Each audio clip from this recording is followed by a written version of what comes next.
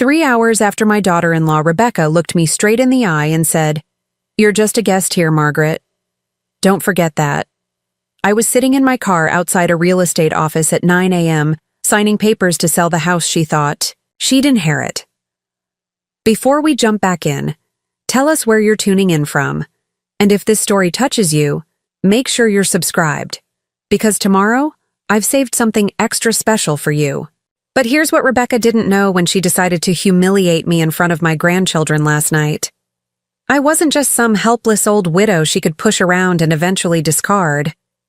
I was the woman who owned the beautiful colonial house she'd been treating as her personal kingdom, the same house she'd been planning to inherit, and had already started redecorating to her taste. Let me tell you how I went from being maid to feel like an intruder in my own home to the woman who put a "for sale" sign on the front lawn while they were at work. It all started 2 years ago, when I made what I thought was the most generous decision of my life. After my husband Harold passed away from a heart attack, I was left rattling around in our large family home in Millbrook Heights, Connecticut, a beautiful 4-bedroom colonial that Harold and I had bought 40 years ago when we were young, and dreaming of filling it with children and grandchildren. The house had been our pride and joy.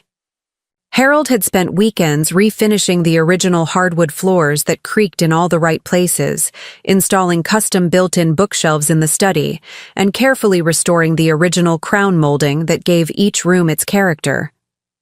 I'd lovingly tended to the garden that now bloomed with decades of carefully chosen perennials, the daffodils we'd planted the year Thomas was born, the rose bushes from our 20th anniversary, the maple tree we'd grown from a sapling that now towered over the backyard. Every room held layers of memories. The kitchen where I'd taught Thomas to make his great-grandmother's apple pie from scratch, where Harold and I had shared our morning coffee for 4 decades, where we'd celebrated every birthday and holiday.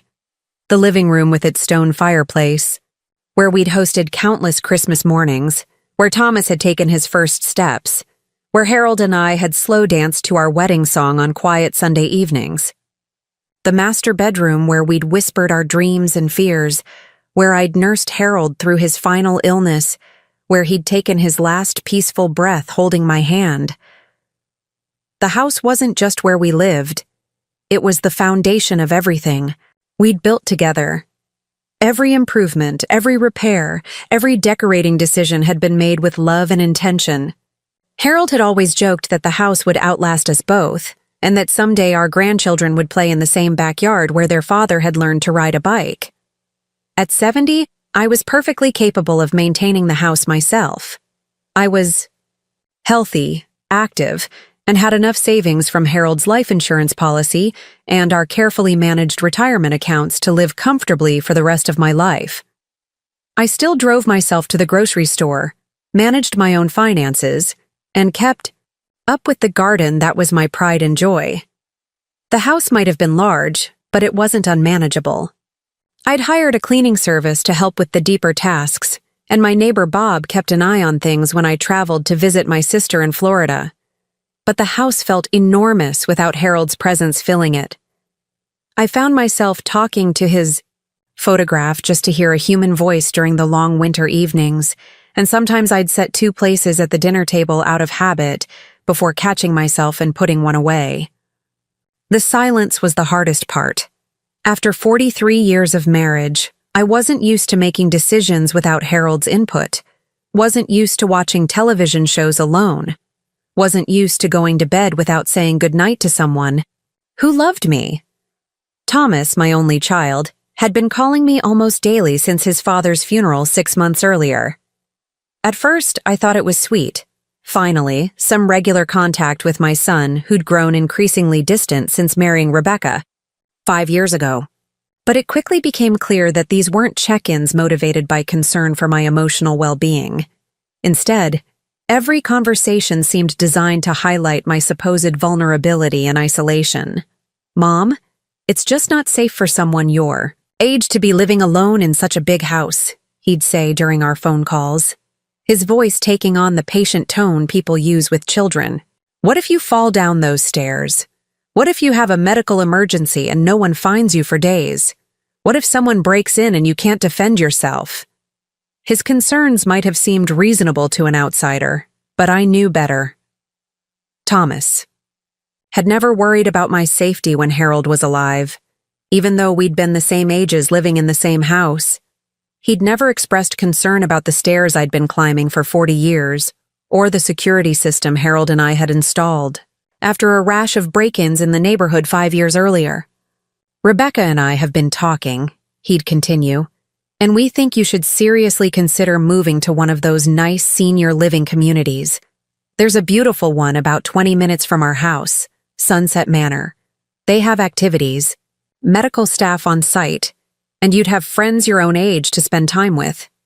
Senior living communities. The phrase made my skin crawl. I'd visited friends in places like that. Sterile environments where independents went to die, where meals were served at predetermined times, where activities were planned by well-meaning staff who treated residents like children.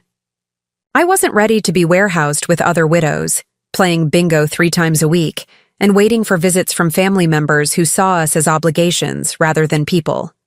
I was still sharp, still capable, still very much in control of my own life. My doctor had pronounced me in excellent health at my last checkup. I managed my own investments, maintained my own social calendar, and had recently joined a book club that met at the local library. I volunteered at the animal shelter twice a week and had started taking watercolor painting classes at the community center. This wasn't the profile of someone who needed to be managed and supervised, but Thomas was persistent, and his wife Rebecca was even more so. Rebecca had always been a force of nature, tall, blonde, and commanding, with the kind of confidence that made people assume she knew what she was talking about even when she didn't. She worked in pharmaceutical sales and approached every conversation like a pitch meeting, armed with statistics and talking points designed to wear down resistance. "Margaret," she'd say during their visits, using my first name in a way that somehow managed to sound both familiar and condescending. "I've been researching senior living options, and the statistics are really eye-opening. Did you know that falls are the leading cause of injury-related death among people over 65? And that social isolation contributes to cognitive decline at twice the rate of normal aging?" She'd arrive with printed articles from medical websites, glossy brochures from retirement communities, and stories about friends whose elderly parents had thrived after making the transition to senior living. Every conversation was carefully orchestrated to make me feel like staying in my own home was not just foolish, but selfish, as if my desire for independence was somehow putting an unfair burden on my family. "We just worry about you, Mom," Thomas would add, playing the role of the concerned son while Rebecca delivered the hard sell. "We want to know you're safe and happy." But I could see through their concern to the real motivation underneath. Thomas had always been financially irresponsible, the kind of person who lived paycheck to paycheck despite earning a decent salary as a marketing manager. He'd borrowed money from Harold and me multiple times over the years for a down payment on his first house, to cover Rebecca's student loans, to pay for their wedding that cost more than my first car.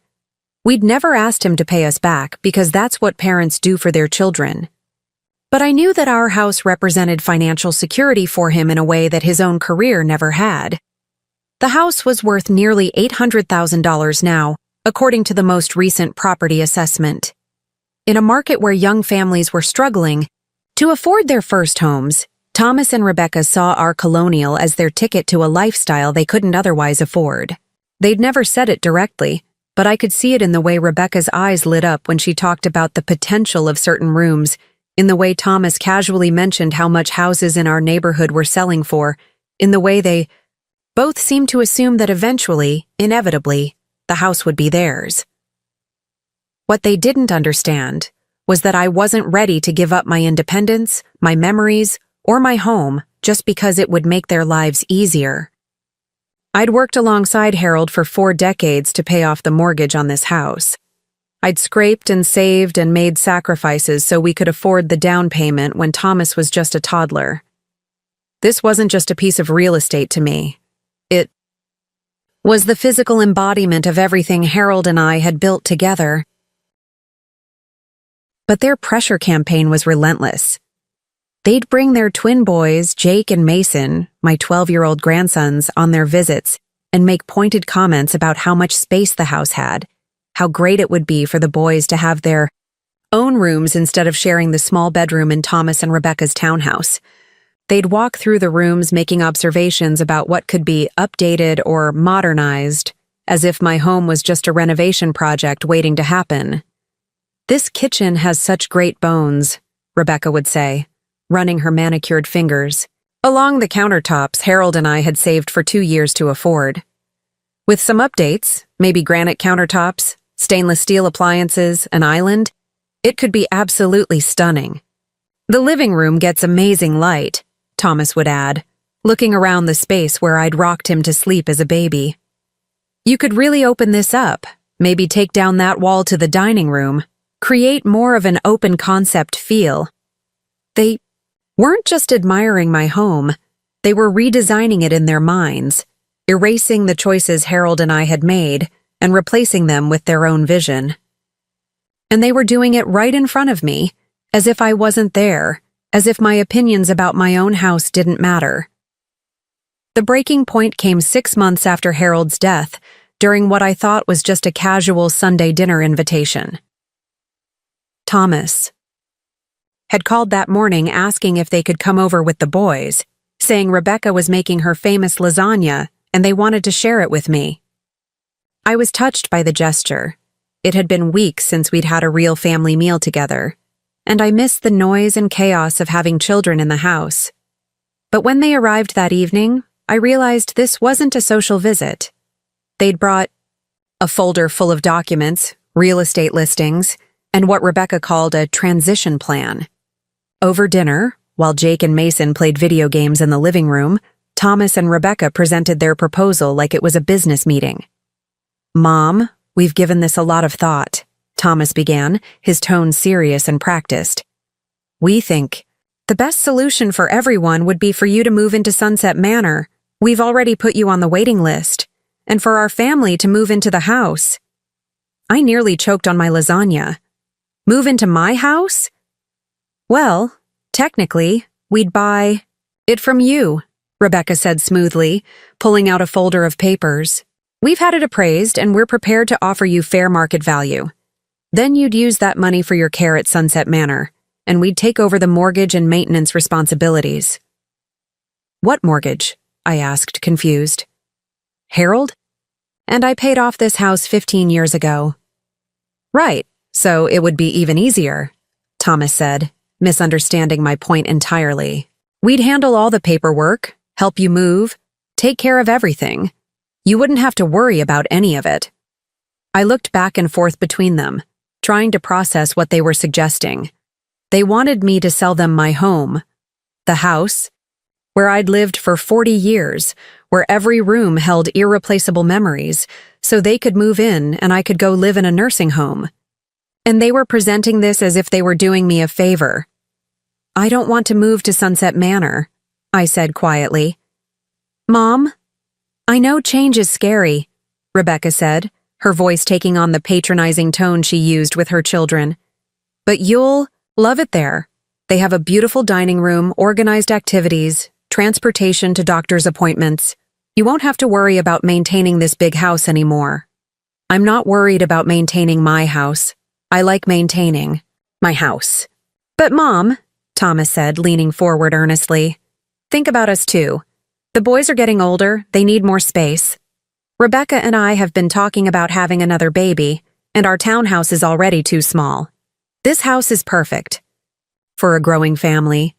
And there it was, the real reason for their sudden concern about my safety and well-being.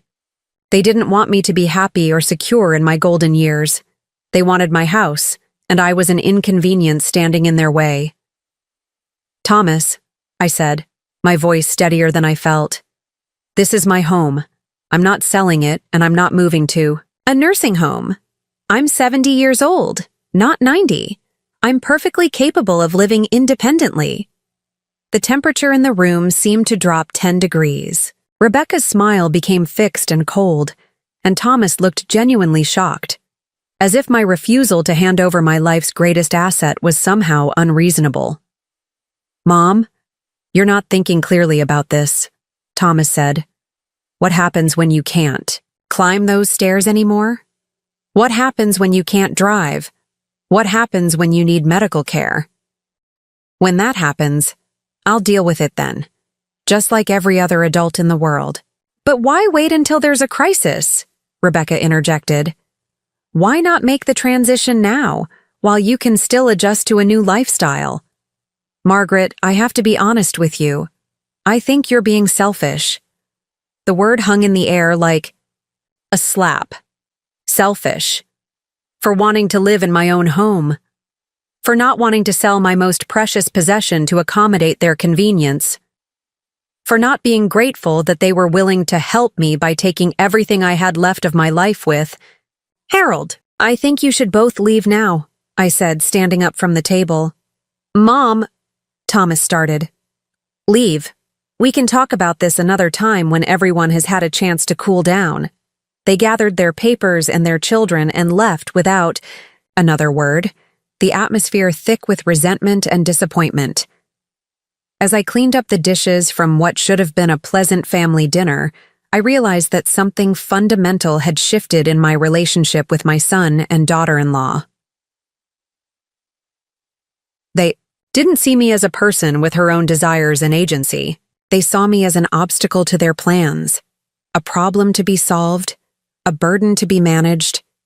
And that realization was more heartbreaking than any loneliness I'd felt since Harold's death. That was 2 years ago, and their campaign to get me out of my house had only intensified since then. The morning after that disastrous dinner, I woke up with a clarity I hadn't felt since Harold's funeral.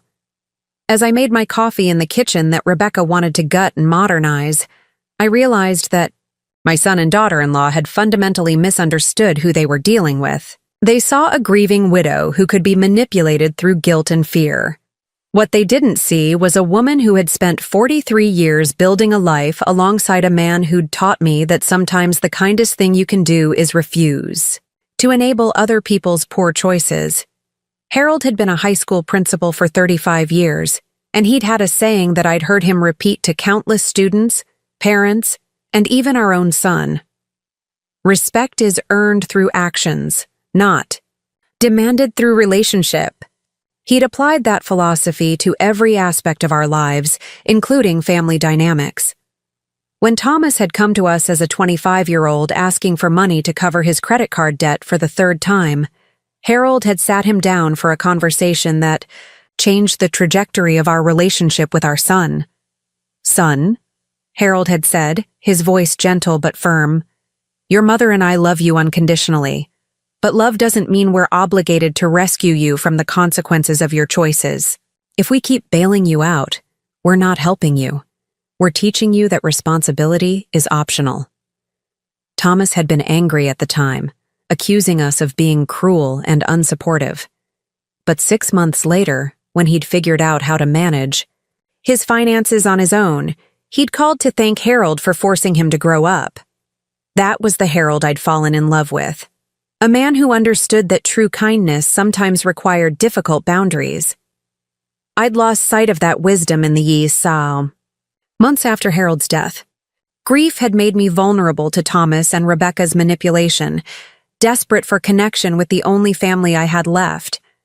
But their dinner proposal had awakened something in me that I'd forgotten I possessed. Harold's unwillingness to be pushed around by people who mistook kindness for weakness. I spent that morning doing something I hadn't done since Harold's death. I made a list of everything I loved about my life exactly as it was. The list was longer than I'd expected. My morning routine of coffee on the back porch, watching the cardinals that nested in the oak tree Harold had planted for our 20th anniversary. My Tuesday book club at the library, where I'd formed genuine friendships with women who shared my love of historical fiction and gardening advice. My volunteer work at the animal shelter, where I helped socialize cats who'd been abandoned or surrendered by families who'd grown tired of caring for them. My watercolor painting classes, where I was slowly learning to capture the way light fell through the windows of my sunroom at different times of day, my independence, my ability to eat dinner at 5 p.m. or 8 p.m., depending on my mood, my freedom to rearrange furniture or redecorate rooms without consulting anyone else's preferences, my right to decide how to spend my money, my time, and my energy. Most importantly, my home itself. The creaky floorboard in the hallway that Harold had never gotten around to fixing, which now served as an early warning system when the cats tried to sneak upstairs. The built-in window seat in the master bedroom where I'd read thousands of books over the decades. The kitchen island where I'd helped Jake and Mason with homework during their shorter visits, before Rebecca had decided I was too confused to be trusted with supervising children. I wasn't lonely in the way Thomas and Rebecca wanted me to be. I was alone, yes, but there's a profound difference between loneliness and solitude. Loneliness is painful, desperate, something that drives people to make poor decisions just to feel connected to others. Solitude, on the other hand, is peaceful. It's the freedom to be authentically yourself without having to manage other people's emotions or expectations. What I was experiencing wasn't the desperate isolation of an elderly woman who needed to be rescued. It was the hard-earned peace of someone who'd raised her children, buried her husband, and finally reached the stage of life where she could prioritize her own well-being without guilt. But Thomas and Rebecca had interpreted my contentment as depression, my independence as denial, my refusal to uproot my life for their convenience as evidence that I was no longer capable of making rational decisions. And over the 2 years following that dinner, they doubled down on their campaign to convince me, and anyone else who would listen, that I was a danger to myself. The tactics they employed were subtle at first, the kind of manipulation that's difficult to identify unless you know what to look for. During family gatherings, Rebecca would make concerned comments about my memory lapses, things like forgetting that she didn't like mushrooms in her salad, or mixing up the names of her coworkers when she told long, boring stories about her pharmaceutical sales job.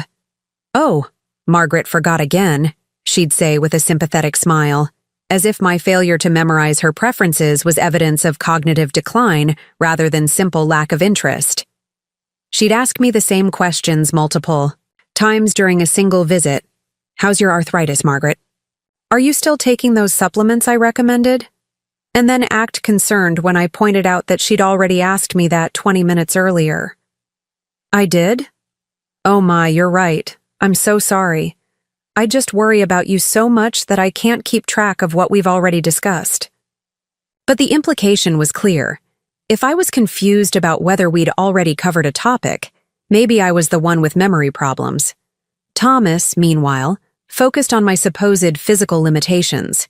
He'd insist on carrying grocery bags that weighed less than my purse, hover nervously when I climbed the stairs to get something from the second floor, and make pointed observations about how tired I looked after perfectly normal activities.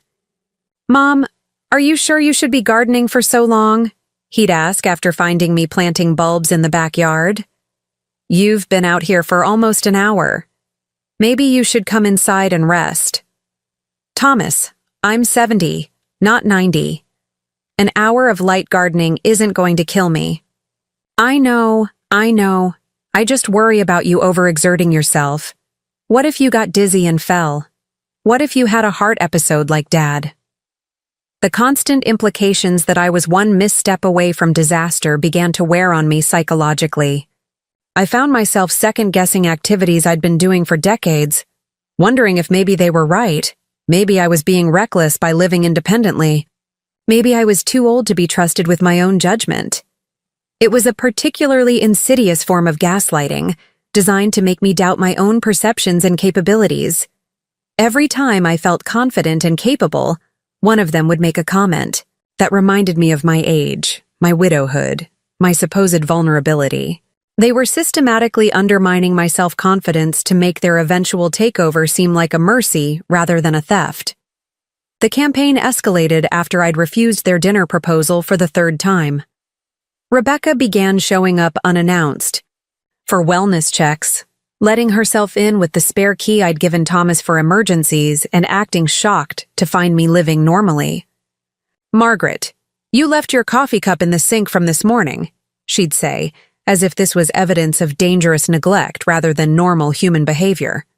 "Yes, Rebecca. I'll wash it with the rest of the dishes after lunch. But what if you forget? What if dirty dishes pile up and attract insects?" She'd walk through my house with the critical eye of a health inspector, pointing out minor maintenance issues that any homeowner deals with routinely. A light bulb that had burned out in the guest bedroom became evidence that I couldn't safely navigate my own home in the dark. A small water stain on the bathroom ceiling, the result of a roof leak that had been professionally repaired 6 months earlier, became proof that I wasn't capable of maintaining the property. "Margaret, this could be dangerous," she'd say, photographing the stain with her phone. "Water damage can lead to mold, and mold exposure can cause serious health problems for someone your age. Rebecca, that stain is from a leak that was fixed months ago. The roofer said there was no structural damage, and I've had it inspected twice since then. But how can you be sure? Maybe you should have it tested for mold. Or better yet, maybe this is a sign that it's time to consider a living situation where you don't have to worry about maintenance issues." She'd helpfully rearrange things in my kitchen, moving items to locations that made more sense to her but left me unable to find anything for days. When I complained, she'd act hurt and confused. "I was just trying to help, Margaret. I thought it would be easier for you to reach the coffee filters if they were in the cabinet next to the coffee maker instead of above the stove. I'm sorry if that upset you." But the implication was always that my upset was unreasonable, that I should be grateful for her interference, that my desire to keep my own belongings where I wanted them was evidence of inflexibility and confusion. Thomas, meanwhile, began involving my neighbors in their campaign. He'd call Mrs. Henderson next door to check on me if I didn't answer my phone immediately when he called. He'd ask Bob across the street to keep an eye on my driveway and let him know if my car was gone for more than a few hours, supposedly because he worried about me getting lost or having an accident.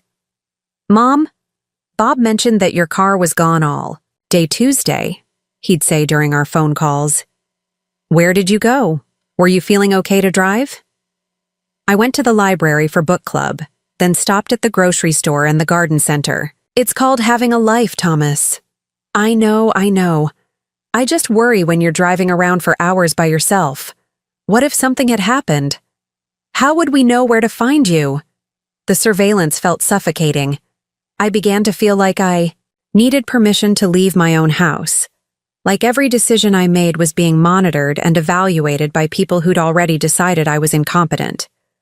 My neighbors, who'd been friendly acquaintances for decades, started looking at me with the pitying expressions people reserve for elderly relatives who can no longer take care of themselves.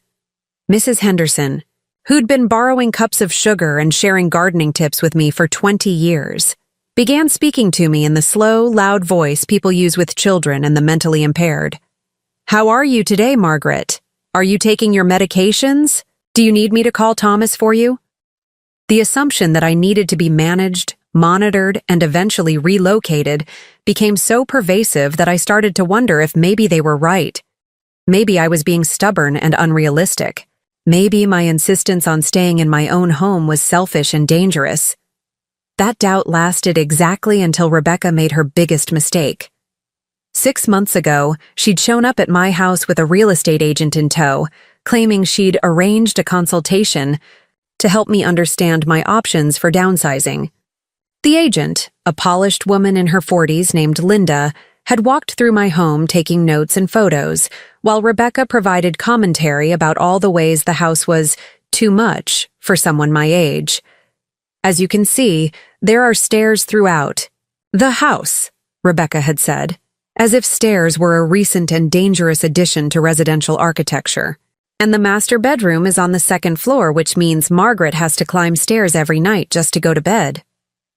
"The kitchen appliances are quite old," Linda had noted, eyeing my perfectly functional refrigerator and stove. "Replacement costs could be significant, especially if there are any safety issues with the older electrical systems. Exactly, Rebecca had agreed. And the yard requires constant maintenance. Margaret tries to keep up with it, but at her age, all that bending and lifting could be dangerous. They'd spent an hour cataloging everything that was supposedly wrong with my beautiful home, treating me like I wasn't even there. When Linda had finally presented her assessment, that the house was worth approximately $750,000, but would likely need at least $50,000 in updates to appeal to modern buyers, Rebecca had nodded sagely as if this confirmed her concerns about my living situation. You see, Margaret, this is exactly what Thomas and I have been trying to tell you. The house is becoming a burden instead of an asset. Wouldn't it make more sense to sell now while the market is good and use that money to secure a comfortable retirement? I'd listened to their presentation with growing anger, but it was Linda's final comment that pushed me over the edge. Mrs. Patterson, I have to say, your daughter-in-law really has your best interests at heart. So many elderly people resist making practical changes until it's too late, until they're forced to sell under emergency circumstances and lose money in the process. You're lucky to have family members who are looking out for your future. That's when I realized what Rebecca had been doing. She hadn't brought Linda here to help me understand my options. She'd brought Linda here to provide professional validation for the narrative she'd been building, that I was an elderly woman, in denial about her limitations, that my house was too much for me to handle, that the loving family members trying to help me were my only protection against future disaster. I think you should both leave now, I'd said, my voice calm despite the fury building in my chest. Margaret, we're just trying to help, Rebecca had protested. No, you're not. You're trying to manipulate me into making a decision that benefits you, and I won't be manipulated. After they'd left, I'd called Linda's real estate office and spoken to her supervisor. I'd explained that the consultation had been arranged without my knowledge or consent, that I had no intention of selling my home, and that any future contact from their agency should be directed to my attorney. Then I'd done something I should have done months earlier. I'd called my lawyer, Michael Chen, who'd handled Harold's estate planning and our wills. I'd explained the situation and asked him to send a cease and desist letter to Rebecca, warning her that any future attempts to involve real estate agents or other professionals in pressure campaigns would be considered harassment. Margaret, Michael had said after I'd finished describing 2 years of increasingly aggressive manipulation, what you're describing sounds like a systematic attempt to establish grounds for a conservatorship or guardianship proceeding. What does that mean? It means they may be building a case to have you declared legally incompetent, so they can take control of your finances and living situation. The wellness checks, the involvement of neighbors and real estate agents, the documentation of supposed memory problems, these could all be used as evidence that you're no longer capable of making your own decisions. The realization hit me like a physical blow. They weren't just trying to convince me to sell my house.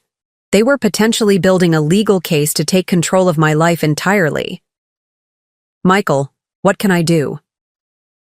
First, we're going to document everything. I want you to write down every incident you can remember, every time they've made concerning comments about your memory or physical capabilities, every uninvited visit or check-in. Second, we're going to get you a comprehensive medical and psychological evaluation to establish your competency. Third, we're going to review your estate planning documents to make sure your wishes are clearly documented and legally protected. And fourth, we're going to make it very clear to your son and daughter-in-law that any attempts to pursue conservatorship or guardianship without legitimate medical grounds will be met with aggressive legal resistance. That conversation had taken place 3 months ago, and since then, I'd been meticulously documenting every interaction with Thomas and Rebecca. The patterns Michael had warned me about became even clearer once I knew what to look for. They weren't just concerned family members. They were potential predators systematically undermining my independence to justify taking control of my assets. But their biggest mistake was underestimating my intelligence and determination. They thought they were dealing with a vulnerable widow who could be gradually worn down through constant pressure and manipulation. What they'd actually done was awaken the same protective instincts that had helped Harold and me navigate 43 years of marriage, raise a child, build a successful life together, and weather every crisis that had come our way. Harold had always said that you could tell everything you needed to know about a person's character by watching how they treated people who couldn't fight back. For 2 years, Thomas and Rebecca had shown me exactly who they were. Now it was time for me to show them who I was. The woman they were about to meet wasn't the grieving, confused widow they'd been manipulating. She was Margaret Patterson, homeowner, taxpayer, voter, and fully competent adult who'd had quite enough of being treated like a child by people who should have been treating her with respect.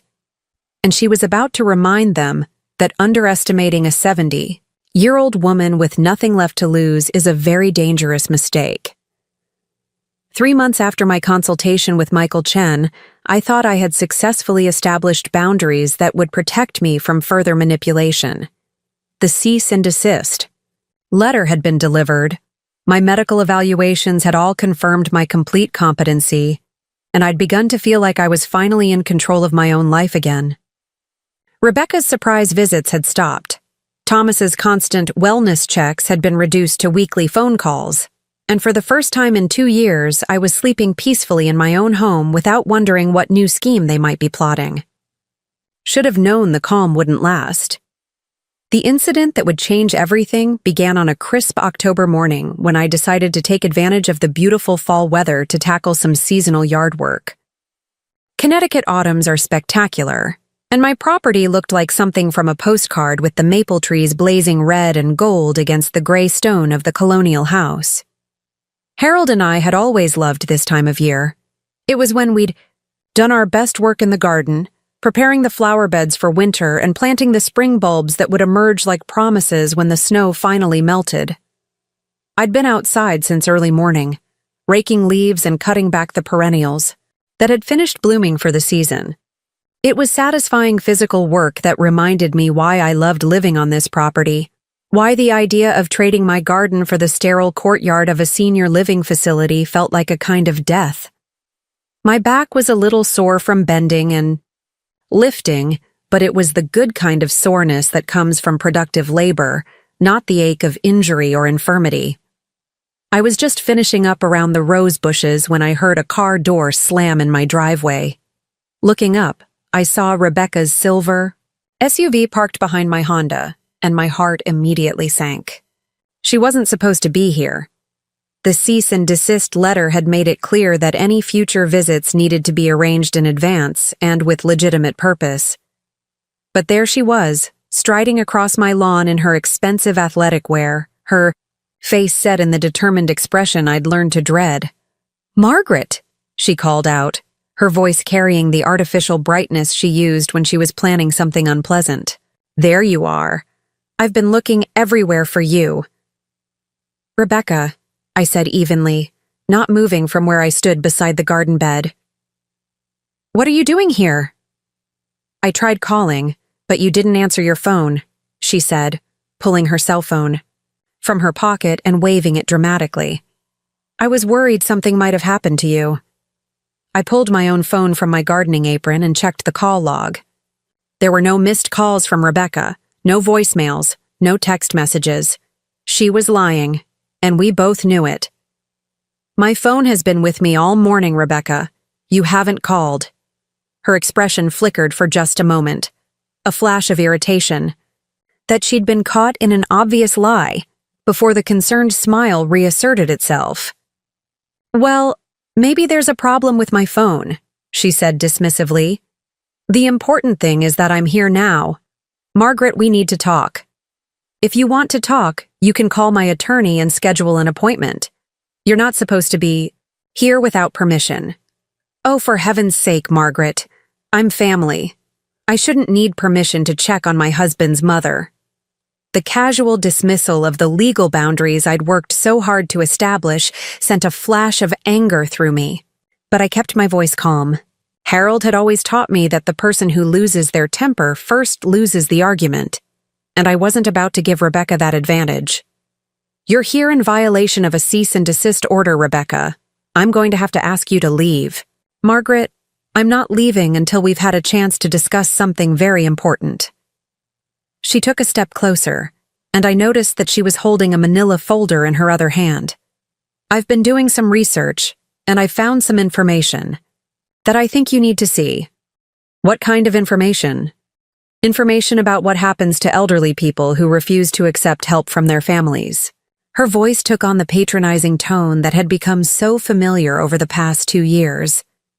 Margaret, I know you think you're being independent, but the statistics are really frightening. Do you know how many seniors are injured or killed every year because they insisted on living alone? Rebecca, I'm not discussing this with you. Please leave my property. I can't do that, Margaret.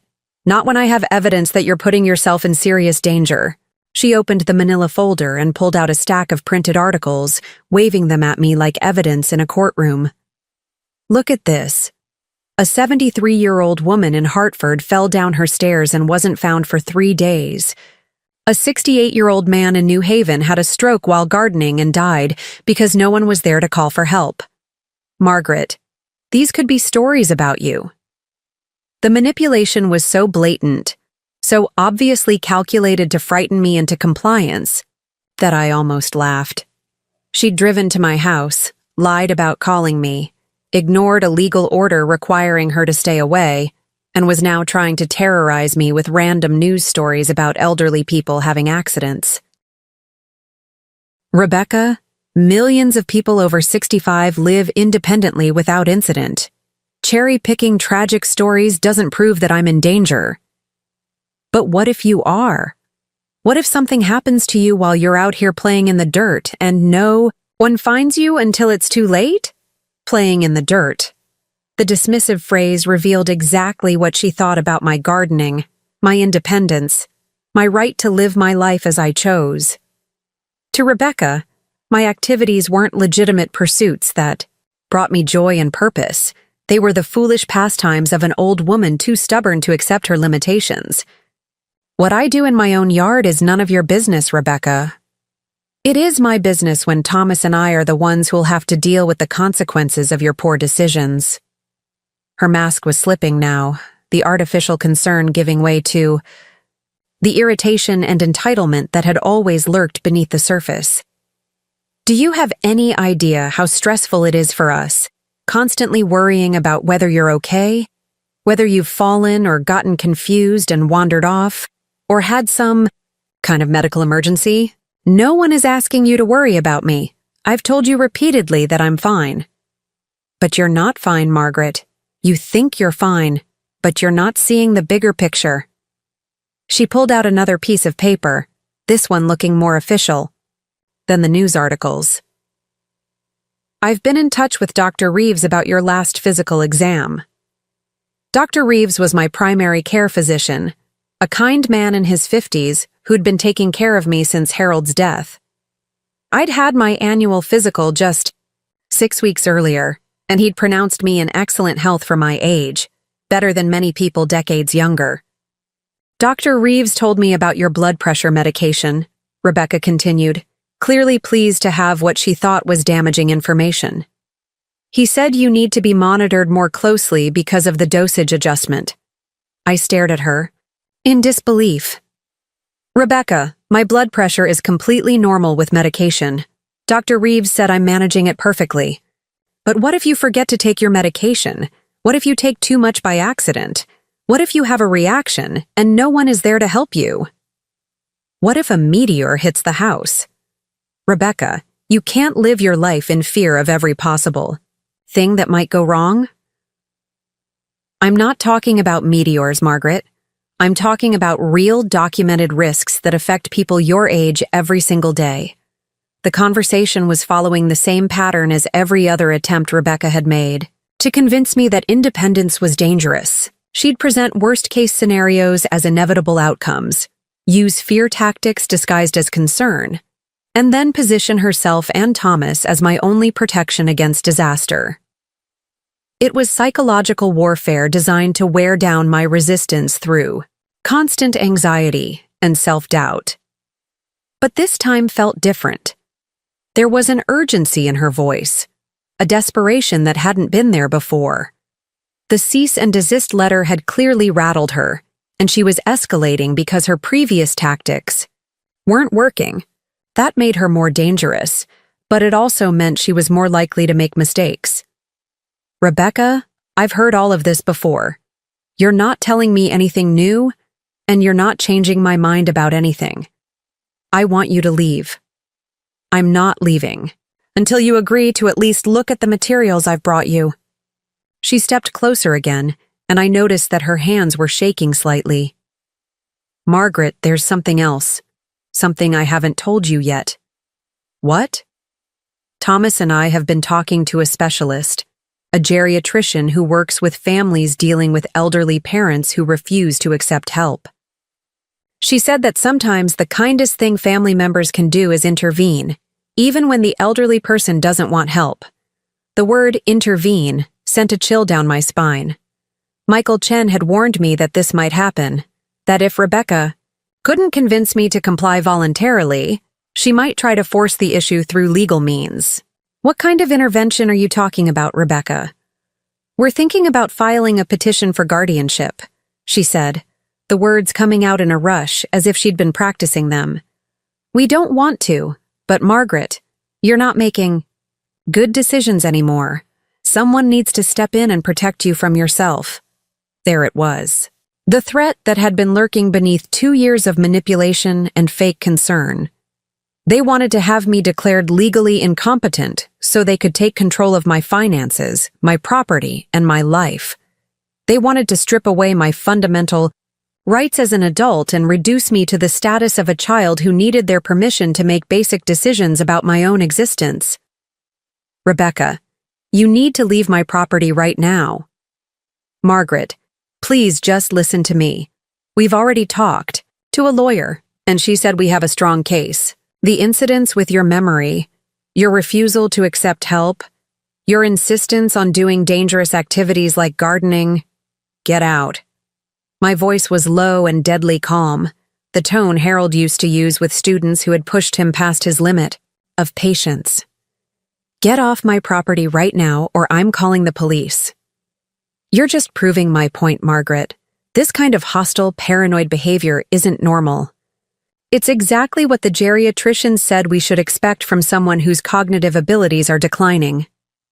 The gaslighting was breathtaking in its audacity. Rebecca had come to my home uninvited, threatened me with legal action, and was now claiming that my reasonable response to her threats was evidence of mental decline. She was trying to use my anger at her inappropriate behavior as justification for the very behavior that had made me angry. I'm calling the police, I said, pulling out my phone. Go ahead, Rebecca said, her voice taking on a note of triumph. Call them. Let them see how agitated and confused you get when someone tries to have a rational conversation with you about your safety. I realized with growing horror that this was exactly what she wanted. She was goading me into an emotional response that she could then point to as evidence of instability. If the police arrived to find me upset and angry while she remained calm and concerned, it would support her narrative that I was the problem. But I'd learned something about myself over the past few months. I was stronger and smarter than Rebecca gave me credit for. Instead of letting her manipulate me into losing control, I took a deep breath and made a different choice.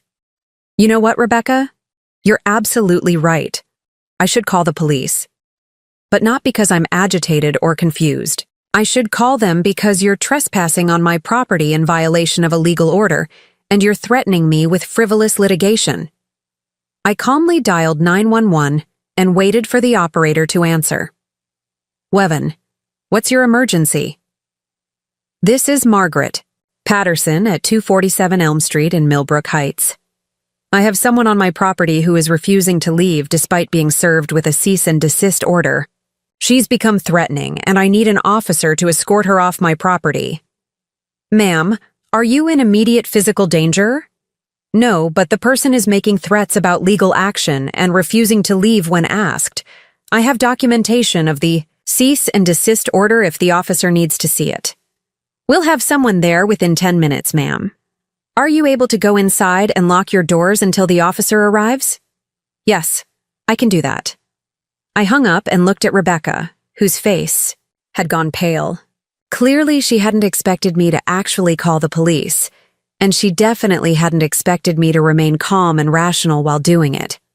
Margaret, you're making a terrible mistake, she said, backing toward her car. When Thomas finds out about this, he'll learn that his wife has been harassing his mother in violation of a legal order. He'll also learn that you've been threatening me with guardianship proceedings based on fabricated evidence of incompetence. It's not fabricated. Margaret, you're 70 years old and living alone in a house that's too big for you. You're taking medication that requires monitoring, you're doing physical activities that could result in injury, and you're showing signs of paranoid thinking. Any court would agree that you need supervision. Then I guess we'll find out, won't we? Rebecca stood there for another moment, clearly struggling to decide whether to leave or continue the confrontation. The sound of sirens in the distance made the decision for her.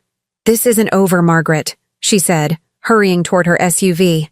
Thomas and I are going to do whatever it takes to protect you, whether you want our help or not. She was backing out of my driveway when the police cruiser turned onto my street. Officer Martinez, a young woman who'd responded to a break-in in my neighborhood 6 months earlier, approached my front door with a professional but friendly demeanor. Mrs. Patterson? You called about a trespassing incident? Yes, Officer Martinez.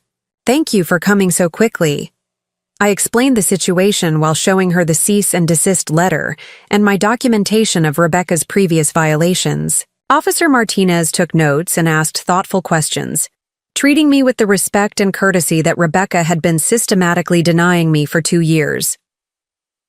Mrs. Patterson, based on what you've told me, it sounds like you might want to consider filing for a restraining order. The cease and desist letter is a good first step, but a restraining order would give you more legal protection if this behavior continues. What would that involve? You'd need to go to court and present evidence of harassment. Given the documentation you've already gathered, I think you'd have a strong case. And, Mrs. Patterson, I want you to know that you handled this situation exactly right. You stayed calm, documented everything, and called for help when you needed it. That's not the behavior of someone who's confused or incompetent. After Officer Martinez left, I stood in my garden looking at the scattered papers Rebecca had dropped in her haste to escape, the news articles about elderly accidents, the notes from her conversation with the geriatrician, the draft petition for guardianship that she'd clearly brought to intimidate me with. As I gathered up the papers, I realized that Rebecca had made a crucial mistake. In her eagerness to threaten me, she'd revealed her entire strategy. I now knew exactly what she was planning, how she intended to proceed, and what evidence she thought she had against me. More importantly, I had documentation of her threats and harassment, witnessed by a police officer who'd noted Rebecca's inappropriate behavior in an official report. That evening, I called Michael Chen and described the day's events. His response was immediate and decisive. Margaret, we're filing for a restraining order first thing Monday morning, and we're also going to send a letter to this geriatrician Rebecca mentioned, warning her that any involvement in a guardianship proceeding based on false information could result in professional sanctions. What about the guardianship threat? Let them try. Based on your medical evaluations, your demonstrated competency, and the evidence of their harassment, any attempt to have you declared incompetent would not only fail, it would likely result in sanctions against them for filing a frivolous petition. Michael, what if they find a doctor who's willing to say, I'm incompetent? Margaret, you've been evaluated by 3 different physicians in the past 6 months. You've passed comprehensive cognitive assessments with flying colors. You're managing your own finances, maintaining your property, and living independently, without any signs of impairment. No legitimate medical professional would declare you incompetent based on the evidence. That night, as I sat in my living room reviewing the papers Rebecca had left behind, I felt something I hadn't experienced in years. The satisfaction of being completely and utterly underestimated by people who thought they were smarter than me. Rebecca had come to my house expecting to find a frightened, confused old woman who could be bullied into submission. Instead, she'd encountered someone who was prepared, documented everything, and knew exactly how to respond to threats and intimidation. She'd revealed her entire plan while providing me with evidence of her harassment. She'd threatened me in front of a police officer who'd witnessed her inappropriate behavior. She'd shown me exactly what I was fighting against and given me all the ammunition I needed to fight back. Most importantly, she'd forced me to confront the reality that this wasn't going to end with cease and desist letters and reasonable boundaries. Thomas and Rebecca were prepared to use the legal system to steal my independence, and they weren't going to stop until they either succeeded or were decisively defeated. Well, if Rebecca wanted a fight, she was about to discover that 70-year-old Margaret Patterson was not the helpless victim she'd imagined. I'd spent 43 years married to a man who'd taught me that bullies only understand strength, and I'd just been handed the perfect opportunity to show Rebecca exactly how strong a determined woman with nothing left to lose could be. The gloves were off now, and Rebecca had no idea what she'd just unleashed. The weekend following Rebecca's confrontation passed in a strange bubble of calm determination. I spent Saturday morning organizing all my documentation, medical records, financial statements, the cease and desist letter, Officer Martinez's incident report, and the threatening papers Rebecca had dropped during her hasty retreat. As I spread everything across my dining room table, I felt like a general preparing for battle, and in many ways, that's exactly what I was. Harold had always said that preparation was the key to winning any conflict, whether it was dealing with a difficult parent at school or navigating a complex bureaucracy. Know your facts, understand your rights, and never let emotions cloud your judgment, he'd tell his students when they faced academic challenges or disciplinary issues. Now, facing the most serious threat to my independence I'd ever encountered, I found myself drawing on his wisdom like a manual for psychological warfare. Sunday morning, I did something I hadn't done since Harold's funeral. I went to church. Not because I'd suddenly found religion, but because I needed to be seen and heard by my community. Rebecca's strategy depended on portraying me as an isolated, confused elderly woman whose family was heroically trying to save her from herself. The best way to counter that narrative was to demonstrate publicly that I was an engaged, competent member of society with a support network beyond my manipulative son and daughter-in-law. St. Mark's Episcopal Church was the same beautiful stone building where Harold and I had been married 43 years earlier, where we'd brought Thomas for baptism and confirmation, where we'd celebrated countless Christmas and Easter services together. I hadn't been back since Harold's memorial service, partly because the memories were too painful, but mostly because I'd been so focused on rebuilding my solitary life that I'd forgotten the value of community connections. Reverend Sarah Williams, who'd officiated at Harold's service, greeted me warmly at the door. "Margaret, how wonderful to see you. How are you doing?" "I'm doing well, Sarah. Better than I expected, actually." "I'm so glad to hear that. You know, Harold was so proud of how strong and independent you are. He used to say that he never worried about you because he knew you could handle anything life threw at you." The comment hit me like a lightning bolt. Harold had believed in my strength even when I doubted it myself. He'd seen qualities in me that I'd forgotten I possessed during the dark months after his death. Standing in the church where we'd shared so many milestones, I felt his presence more strongly than I had since the day he died. During the service, I found myself really listening to the readings and hymns for the first time in years. The sermon was about David facing Goliath, about how sometimes the most unlikely people find the courage to stand up against overwhelming odds. It felt like a sign, a reminder that being underestimated could be a strategic advantage rather than a weakness. After the service, I lingered for coffee hour in the parish hall, something I'd never done even when Harold was alive. We'd always been the type to slip out during the final hymn, eager to get home to our Sunday routines. But today, I needed to reconnect with people who'd known me as part of a couple, who'd seen me as Harold's capable partner rather than Thomas's burdensome mother. The conversations were revealing in ways I hadn't expected.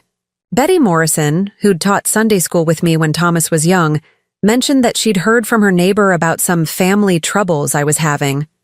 "Margaret, dear, I hope you don't mind me asking, but is everything all right?" "Susan, Henderson mentioned that there'd been some kind of police incident at your house." I realized that Rebecca's confrontation hadn't happened in a vacuum. Word had spread through the neighborhood that something was wrong, and people were forming opinions based on incomplete information. This was exactly the kind of community perception that could be used against me in a guardianship proceeding. "Betty, I appreciate your concern. I'm having some disagreements with my daughter-in-law about my living situation. She thinks I should move to a senior community, and I prefer to stay in my own home. Unfortunately, she's become rather aggressive about pushing her agenda." "Oh my," Betty said, her expression shifting from concern to understanding. "You mean she's one of those daughters-in-law who thinks she knows what's best for everyone?" "Something like that." "Well, for what it's worth, Margaret, you seem perfectly capable to me. You always were the most organized person I knew, and losing. Harold wouldn't change that. Some people just can't mind their own business." The conversation continued in that vein, with several other parishioners expressing similar sentiments. It became clear that my neighbors and acquaintances saw me as a competent adult dealing with family pressure, not as a confused elderly woman in need of intervention. This was valuable intelligence that could serve me well if legal proceedings became necessary. Monday morning, I arrived at Michael Chen's office with 3 overstuffed folders of documentation. Michael, a sharp-eyed man in his early 50s who'd earned Harold's trust through his careful handling of our estate planning, reviewed everything with the methodical attention to detail that had made him one of the most respected elder law attorneys in the county. "Margaret, this is an excellent foundation for both the restraining order and defending against any potential guardianship petition," he said after spending an hour reviewing my materials. "Rebecca made several critical errors that actually strengthen your position." "What kind of errors?" "First, she violated the cease and desist order in front of a police officer, which demonstrates a pattern of harassment and disregard for legal boundaries. Second, she threatened you with guardianship proceedings while you were clearly competent and responding appropriately to her inappropriate behavior. Third, she left behind documentation of her strategy, which shows premeditation and coordination." Michael pulled out Rebecca's dropped papers and spread them across his desk. "Look at this draft petition. It's full of vague allegations about memory issues and poor judgment without any specific examples or supporting medical evidence. The geriatrician she mentioned, Dr. Patricia Hendricks, hasn't even examined you. This is what we call a fishing expedition, and judges don't appreciate them. What about her claims about my medical condition? She seemed to think my blood pressure, medication was somehow evidence of incompetence. Margaret, you're taking a common blood pressure medication that millions of Americans take every day. Your most recent medical evaluation shows excellent management of a routine condition. Dr. Reeves has already provided a letter stating that you're in good health and show no signs of cognitive impairment. Rebecca's attempt to weaponize normal medical care actually demonstrates her desperation rather than your incompetence." Michael leaned back in his chair, his expression shifting from analytical to strategic. "Here's what I think is really happening. Thomas and Rebecca are under financial pressure, probably more than they've admitted to you. They see your house as their solution, but they can't access it while you're competent and refusing to sell. So they're trying to create a legal pathway to force the sale. Financial pressure? Thomas has a good job." I did some background research after our last conversation. Thomas filed for bankruptcy 4 years ago, shortly before he married Rebecca. They currently owe more on their townhouse than it's worth, And Rebecca's credit report shows significant debt from her pharmaceutical sales business. Your house represents approximately $800,000 in equity that they desperately need. The revelation hit me like a physical blow. My son hadn't just been manipulated by his wife. He'd been an active participant in a calculated plan to steal my home. The financial desperation explained the urgency of their recent escalation, the willingness to risk legal consequences for harassment, the decision to threaten guardianship proceedings despite weak evidence. Michael, what are my options? We're going to fight this on multiple fronts. First, we're filing for a restraining order this afternoon that will legally prohibit both Thomas and Rebecca from coming to your property or contacting you, except through attorneys. Second, we're sending a formal notice to Dr. Hendricks warning her that participating in a guardianship evaluation without proper medical foundation could constitute professional misconduct. What about the guardianship threat itself? If they actually file a petition, we'll respond aggressively. I'll request an immediate competency hearing where you'll be evaluated by a court-appointed psychiatrist. Based on your recent medical records and documented competency, I'm confident you'll pass with flying colors. Then we'll countersue for malicious prosecution and seek sanctions against their attorney for filing a frivolous petition. Michael's confidence was reassuring, but I could see the concern in his eyes.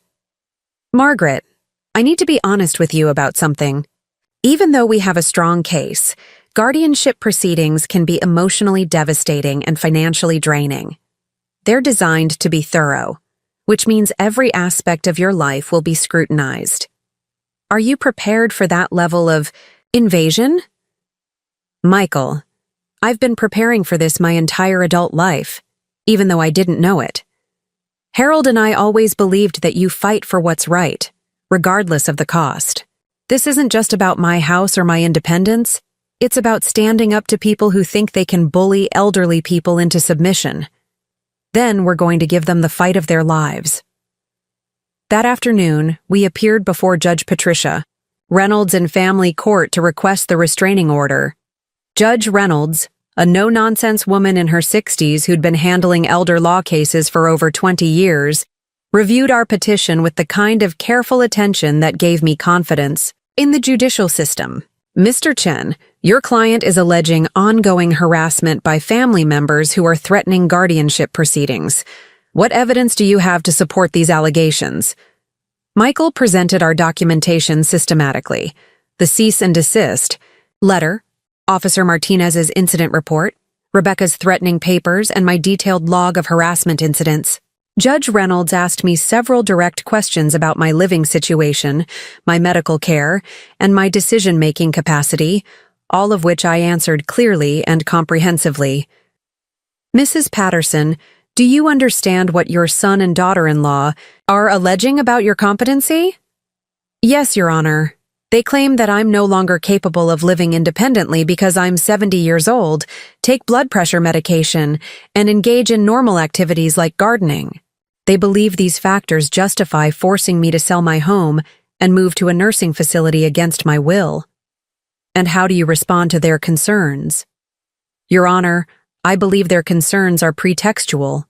They're facing financial difficulties and see my house as a solution to their problems. Rather than asking for help directly, they've chosen to undermine my competency and threaten legal action to force me to comply with their demands. Judge Reynolds nodded thoughtfully. Mr. Chen, I'm granting a temporary restraining order pending a full hearing in 2 weeks. The respondents are prohibited from contacting Mrs. Patterson directly, coming to her property, or involving third parties in surveillance or welfare checks without legitimate cause. Mrs. Patterson, do you have any questions about the terms of this order? No, Your Honor. Thank you.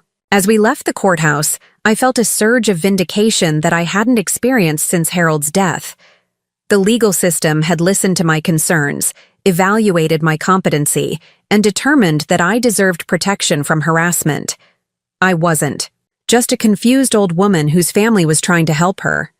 I was a competent adult whose rights were being violated by people with ulterior motives. That evening, Michael's office served the restraining order on both Thomas and Rebecca. According to his investigator, Rebecca had received the papers with visible shock and anger, while Thomas had appeared genuinely confused about the legal implications of their behavior. It was possible that Thomas still didn't fully understand how manipulative and potentially criminal Rebecca's actions had been. The restraining order had an immediate and dramatic effect on their behavior. My phone stopped ringing constantly with wellness checks. My neighbors stopped getting calls asking them to spy on my activities. The feeling of being constantly watched and evaluated began to fade, replaced by a sense of security I hadn't felt in months. But the most significant change was in my own self-perception. For 2 years, I'd been gradually accepting Rebecca's narrative that I was a burden, a problem to be managed, an elderly woman whose preferences and autonomy were less important than other people's convenience. The restraining order forced me to articulate clearly why that narrative was wrong, why my independence was valuable, and why my right to make my own decisions deserved legal protection. The process of defending myself had reminded me who I really was, not Thomas's helpless mother or Rebecca's inconvenient obstacle, but Margaret Patterson, a competent adult with 43 years of successful marriage, 40 years of home ownership, and 7 decades of problem-solving experience behind her. 3 days after the restraining order was served, I received a call from Thomas. His voice was strained, confused, and more emotional than I'd heard him sound since Harold's funeral. "Mom, we need to talk. Rebecca says you've filed some kind of legal action against us. I don't understand what's happening. Thomas, you and Rebecca are prohibited from contacting me except through attorneys. You're violating the restraining order by calling me." "Mom, please. I'm not trying to violate anything. I just want to understand why you think we're your enemies. We're trying to help you." The pain in his voice was genuine, and for a moment I felt the old maternal instinct to comfort and reassure him. But I'd learned too much about manipulation tactics to trust my emotional responses without careful consideration. "Thomas, if you want to communicate with me, you need to do it through Michael Chen's office. That's what the court ordered, and that's what I'm going to follow." "But Mom, we're family. Families should be able to work things out without lawyers and courts." "Thomas, families should also be able to respect each other's autonomy without threats and harassment. When you and Rebecca chose to escalate this to legal threats, you changed the nature of our relationship. Mom, please don't do this. The girls are asking why they can't see Grandma anymore. How am I supposed to explain that their grandmother has taken out a restraining order against their parents?" There it was. The guilt weapon I'd been expecting. Using my granddaughters as emotional leverage to make me feel responsible for the consequences of Rebecca's behavior. It was the same tactic Rebecca had been using for 2 years, just delivered by Thomas instead. "Thomas, you can explain to the girls that sometimes adults have disagreements that require legal resolution. You can also explain that Grandma is protecting herself from people who were threatening to take away her home and her independence. We weren't threatening you, Mom. We were trying to help you plan for the future. Thomas, your wife came to my house and explicitly threatened guardianship proceedings if I didn't comply with her demands. That's not planning. That's coercion." The phone was quiet for a long moment. When Thomas spoke again, his voice was smaller, more uncertain. "Mom, Rebecca says you're not thinking clearly about this situation. She says that sometimes elderly people become paranoid and see threats where none exist." And there it was. The final confirmation that Thomas had been completely co-opted by Rebecca's manipulation. He wasn't just going along with her plan to steal my house. He genuinely believed that my resistance to their demands was evidence of mental decline rather than rational self-protection. "Thomas, I'm hanging up now. If you want to continue this conversation, contact my attorney." "Mom, wait." I disconnected the call and immediately phoned Michael Chen's office to report the restraining order violation. Within an hour, Thomas received a formal warning that any further contact would result in contempt of court charges. The message was clear. The legal system was taking my protections seriously, and there would be consequences for anyone who continued to harass me. That night, I sat in my living room looking through photo albums from happier times, pictures of Thomas as a child, family vacations, holiday celebrations, graduations and birthdays, and all the milestones that had once bound us together as a loving family. The sadness I felt wasn't just for the loss of those relationships, but for the realization that they might never have been as genuine as I'd believed. How long had Thomas seen me as a burden rather than a person? How long had Rebecca been planning? To steal my home? How many of their expressions of love and concern had been strategic manipulations designed to soften my resistance to their eventual demands? But alongside the sadness, I felt something else. A deep, satisfying sense of my own power. For the first time in 2 years, I was setting the terms of engagement. I was protected by law, supported by professionals, and armed with evidence of their misconduct. I was no longer reacting to their attacks. I was controlling the battlefield. Rebecca had made a fundamental miscalculation. She'd assumed that age made me weak, that grief made me vulnerable, that isolation made me desperate for any kind of family connection. She'd thought she could bully me into submission through psychological warfare and legal threats. What she'd actually done was awaken a fierce protectiveness of my own independence that I hadn't known I possessed. She'd forced me to become strategic, methodical, and utterly ruthless in defending what was mine. The woman who'd been intimidated by Rebecca's surprise visits and manipulation tactics no longer existed. In her place stood someone who understood exactly what she was fighting for and exactly how to win. The restraining order was just the beginning. If Thomas and Rebecca wanted to continue this fight, they were about to discover that 70-year-old Margaret Patterson was a far more formidable opponent than they'd ever imagined. 2 weeks after the restraining order was granted, the day I'd been both dreading and anticipating finally arrived. Despite Michael Chen's warnings and the legal protections in place, Thomas and Rebecca had decided to proceed with filing a guardianship petition. Their attorney, a young man named David Walsh, who specialized in what he euphemistically called family transition planning, had apparently convinced them that they could overcome the evidence of harassment by focusing on my supposed cognitive decline and unsafe living conditions. They'd made their biggest mistake yet. Michael called me at 7 a.m. on the morning the petition was filed, his voice tight with controlled anger. "Margaret, they've actually done it. They filed for emergency guardianship, claiming you're in immediate danger and need protective intervention." "What kind of immediate danger?" "According to their petition, you're exhibiting signs of paranoid delusions, making irrational decisions about your living situation, and demonstrating hostility toward family members trying to provide necessary care. They claim that your refusal to move to assisted living and your aggressive legal actions are evidence of diminished capacity." I felt a moment of pure rage at the audacity of their claims, followed immediately by something close to satisfaction. They'd just handed me the perfect opportunity to destroy their credibility completely and publicly. "Michael, when is the hearing?" "Judge, Reynolds scheduled an emergency competency evaluation for this afternoon. She wants to resolve this quickly, especially given the existing restraining order and the harassment documentation we already have on file." "What should I expect?" "The court will appoint a psychiatrist to evaluate your mental capacity. You'll be interviewed, given cognitive tests, and asked about your living situation and decision-making process.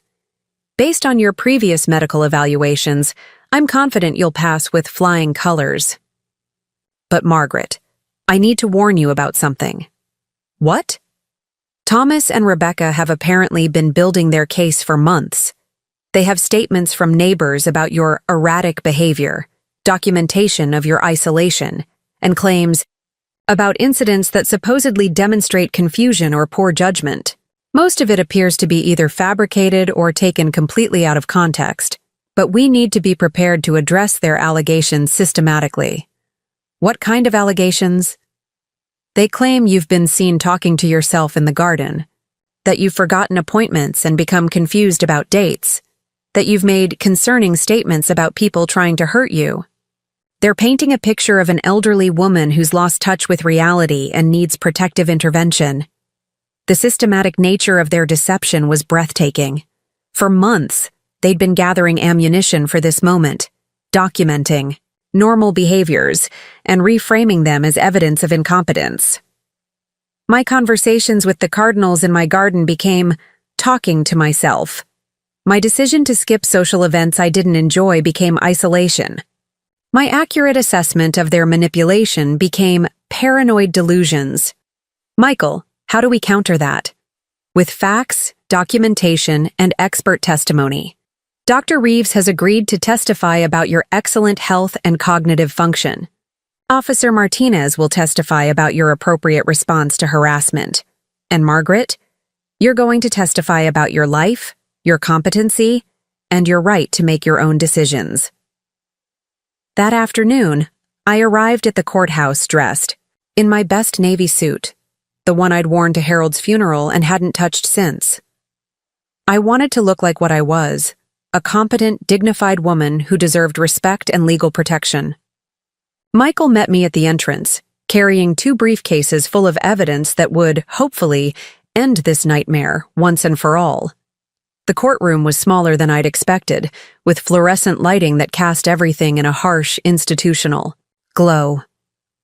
Thomas and Rebecca sat at the plaintiff's table with their attorney, and seeing them there, formally aligned against me in a legal proceeding designed to strip away my fundamental rights, was like a punch to the stomach.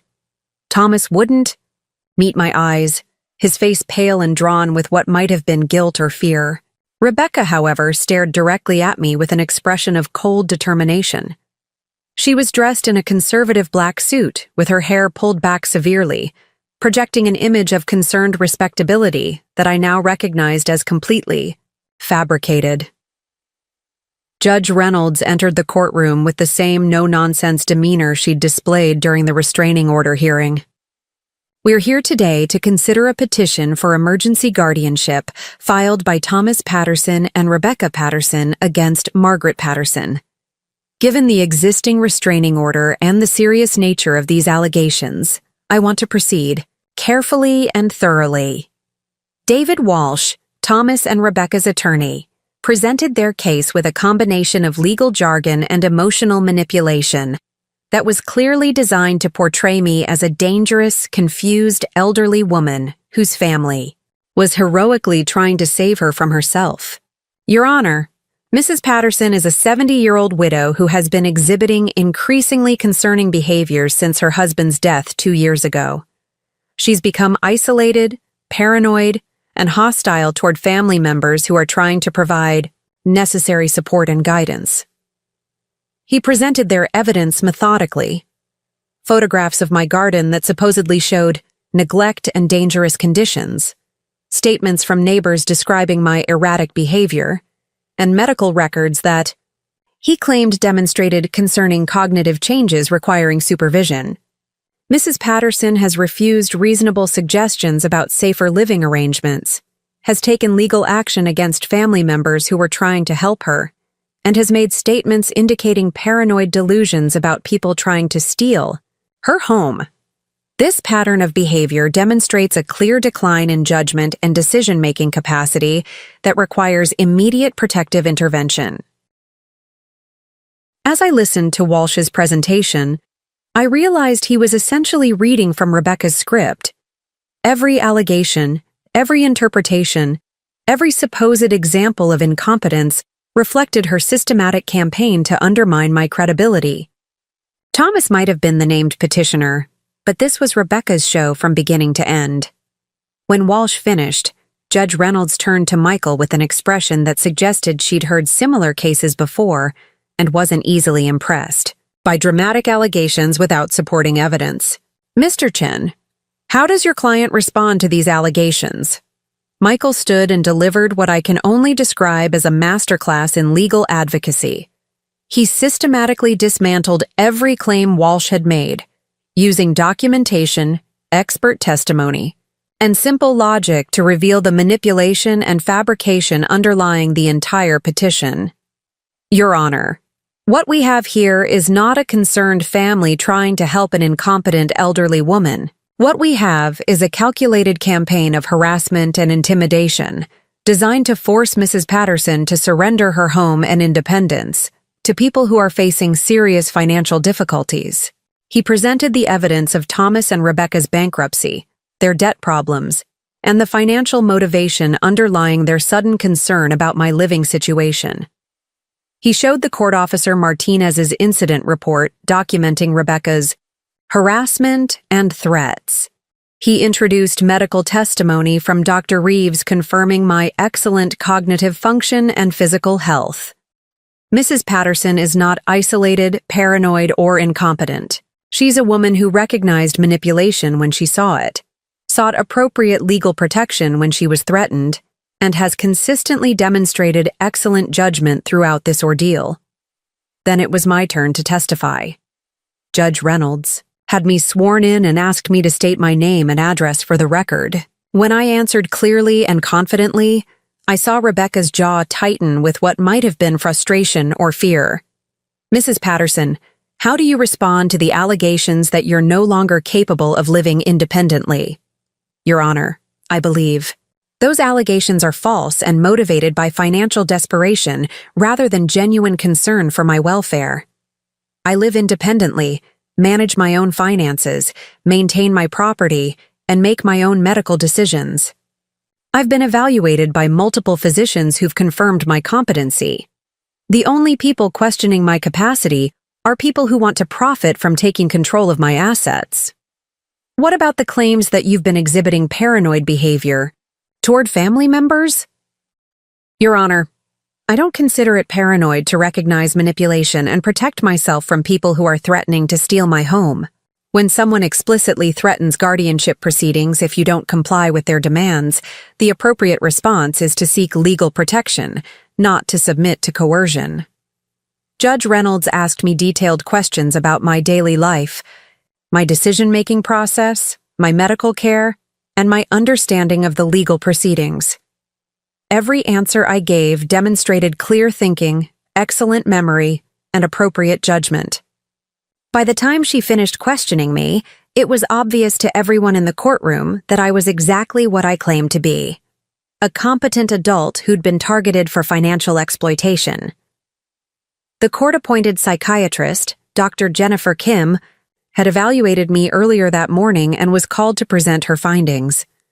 Her testimony was devastating to Thomas and Rebecca's case. Your Honor, I've conducted a comprehensive cognitive evaluation of Mrs. Patterson, including standardized tests for memory, reasoning, and decision-making capacity. Her performance was not only within normal limits, it was exceptional for someone of any age. She demonstrates excellent judgment, clear understanding of complex situations, and appropriate responses to threatening behavior.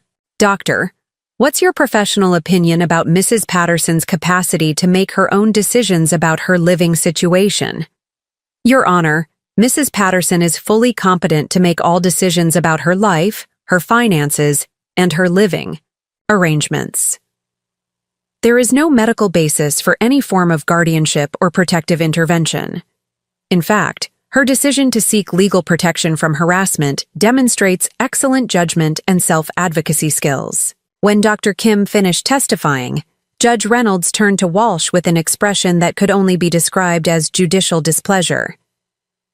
Mr. Walsh, based on the testimony and evidence presented today, I'm having difficulty understanding the basis for your emergency guardianship petition.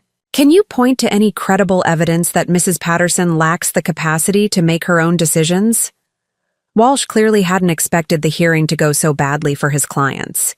He stammered through a response that essentially repeated his earlier allegations without any supporting evidence, focusing on my hostility toward family members and my refusal to accept help. Your Honor, Mrs. Patterson's aggressive legal actions against family members who were trying to help her suggests a concerning pattern of paranoid thinking. Judge Reynolds cut him off mid-sentence. Mr. Walsh, seeking legal protection from Harassment is not paranoid thinking. It's appropriate self-advocacy. Filing a restraining order against people who are threatening you is not aggressive behavior. It's exactly what we advise citizens to do when they're being intimidated. She turned her attention to Thomas and Rebecca, her voice taking on the stern tone I imagined she used for the most serious cases. Mr. and Mrs. Patterson, I want to be very clear about what's happened here today. You've filed an emergency guardianship petition against a competent adult based on fabricated or grossly misrepresented evidence. You've attempted to use the legal system to force your mother into a living situation that benefits you financially rather than serving her best interests. Thomas had gone completely pale and was staring at his hands. Rebecca's face was flushed with anger, but she had enough sense to remain silent. Mrs. Patterson, Judge Reynolds continued, addressing me directly, I'm dismissing this petition with prejudice, which means it cannot be refiled. You are and remain a fully competent adult with the right to make your own decisions about your life and your property. But Judge Reynolds wasn't finished. Mr. Walsh, I'm referring this case to the State Bar for investigation of potential ethical violations. Filing frivolous petitions based on fabricated evidence is a serious matter that could result in professional sanctions. She turned back to Thomas and Rebecca. I'm also extending the existing restraining order indefinitely and adding additional provisions. You are prohibited from filing any future legal actions against Mrs. Patterson without demonstrating legitimate cause and obtaining court approval first. Any violations will result in contempt charges and potential criminal prosecution. As we left the courthouse, I felt a strange mixture of vindication and sadness. I'd won completely. My competency had been established beyond any doubt. The harassment would finally stop, and Thomas and Rebecca had been exposed as the manipulative, potentially criminal actors they'd always been. But the victory had come, at the cost of any remaining relationship with my son and his family. Michael walked me to my car, his expression reflecting both professional satisfaction and personal concern. Margaret, you handled that perfectly. Judge Reynolds couldn't have been clearer about your competency and their misconduct. What happens now? Now you go home and live your life exactly as you choose. The restraining order protects you legally. The court record establishes your competency permanently, and Thomas and Rebecca have been warned that any future harassment will result in serious legal consequences. What about my grandsons? Will I ever see Jake and Mason again? That's up to Thomas. If he's smart, he'll realize that his wife nearly destroyed his relationship with his mother and cost him any chance of inheriting your estate. If he wants to rebuild that relationship, he'll have to do it on your terms, not Rebecca's. That evening, I sat in my garden watching the sunset over the property that Rebecca had tried so hard to steal from me. The restraining order papers were filed away with the rest of my legal documents. The house deed was safely locked in my safe deposit box, along with an updated will that left everything to charity rather than to family members who'd proven they couldn't be trusted. For the first time in 2 years, I felt truly secure in my own home. The changes that followed were remarkable. Without the constant stress of manipulation and surveillance, my health improved dramatically. My blood pressure dropped to levels Dr. Reeves hadn't seen since before Harold's death. I slept better, ate better, and found myself enjoying activities I'd forgotten I loved. I rejoined my book club with enthusiasm, started volunteering at the animal shelter again, and even began taking weekend trips to visit my sister in Florida. The social isolation that Rebecca had claimed was evidence of my deterioration had actually been a result of her harassment campaign. Once that ended, I rediscovered the active, engaged social life I'd been living before she'd made me afraid to leave my own house. 6 months after the hearing, I received an unexpected phone call from Thomas. His voice was different, older, sadder, and stripped of the confident entitlement that had characterized our conversations during Rebecca's campaign. Mom, I know I'm not supposed to call you directly, but I needed to tell you something. Thomas, you're violating the restraining order. I know. But Mom, Rebecca and I are getting divorced. I've filed the papers, and I'm moving out of the house next month. The news should have brought me satisfaction, but instead I felt only sadness for the destruction Rebecca had caused to our entire family. I'm sorry to hear that, Thomas. Mom, I need you to know that I didn't understand what Rebecca was doing until the court hearing. I thought she really was trying to help you, trying to protect you from making mistakes that could hurt you. I didn't realize she was manipulating both of us. Thomas, Rebecca didn't force you to participate in threatening your mother with guardianship proceedings. You made that choice yourself. You're right. I did. And I'll regret it for the rest of my life. His voice cracked slightly. Mom, I know I don't deserve it, but is there any chance you could ever forgive me? Could we ever rebuild our relationship? I thought about Harold's advice about forgiveness, that it was something you did for yourself, not for the person who'd wronged you. Carrying anger and resentment would only poison my own peace of mind. Thomas, forgiveness is possible, but rebuilding trust will take time, and it will have to happen on my terms. You'll need to demonstrate through consistent actions, over years, not words, that you respect my autonomy and won't try to control my decisions again. I understand. Mom, would it be possible for me to visit you sometime? With Jake and Mason? They ask about Grandma Margaret all the time, and I think they should know their grandmother. Contact Michael Chen's office to arrange a supervised visit. If that goes well, we can consider regular visitation. 3 months later, Thomas brought Jake and Mason for their first visit since the court hearing. The boys, now 13 years old and growing rapidly, were polite but cautious, clearly aware that something serious had happened between the adults in their lives, even if they didn't understand the details. As we sat in my living room eating cookies and talking about their school and sports activities, I realized that this was what family should feel like: relaxed, genuine, based on choice rather than obligation. Thomas watched his sons interact with me with an expression of profound regret, and I suspected he was finally understanding what Rebecca's greed had cost all of us. Today, 2 years after Judge Reynolds dismissed the guardianship petition, I'm living exactly the life I choose. I'm 72 years old, completely independent, and more confident in my own judgment than I've ever been. My house is my sanctuary, my garden is my therapy, and my independence is my greatest treasure. Thomas and I have rebuilt a cautious but genuine relationship based on mutual respect rather than family obligation. He visits twice a month with the boys, and we're slowly learning to trust each other again. He's in therapy, working to understand how he was manipulated and developing the skills to recognize and resist emotional exploitation in the future. Rebecca, I'm told, has moved to another state and is no longer in contact with any of us. Thomas's divorce attorney mentioned that she'd been involved in similar elder care schemes before meeting Thomas, which confirmed my suspicion that I'd been specifically targeted rather than randomly victimized. But the most important change isn't in my circumstances, it's in my understanding of my own power.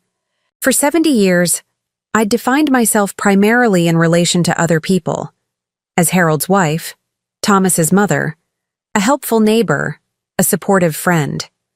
I'd thought that love meant accommodating other people's demands, that family loyalty required, accepting whatever treatment relatives chose to give me. Rebecca's attack on my independence forced me to discover who Margaret Patterson was when stripped of all those relational roles. It turned out that underneath all the accommodation and people-pleasing was a woman of considerable strength, intelligence, and determination who was perfectly capable of fighting for herself and winning.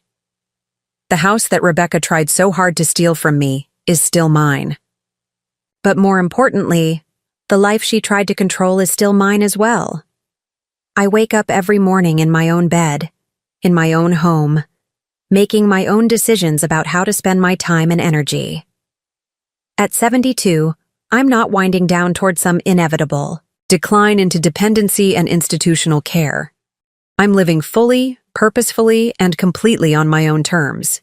I have friendships based on mutual respect, family relationships based on choice rather than obligation, and the unshakable knowledge that I'm capable of protecting myself from anyone who tries to take advantage of me.